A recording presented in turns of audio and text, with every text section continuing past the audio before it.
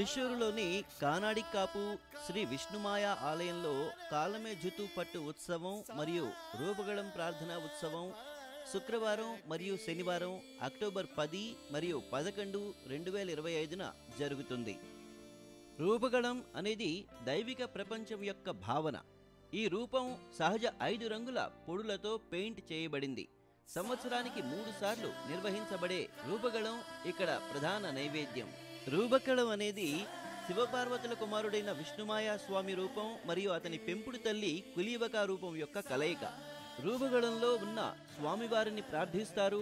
ఇంకా స్వామి ఉత్సవ చరిత్రను ఇజహత్తం ఇంకా లయబద్ధమైన సంగీతంతో పాడతారు.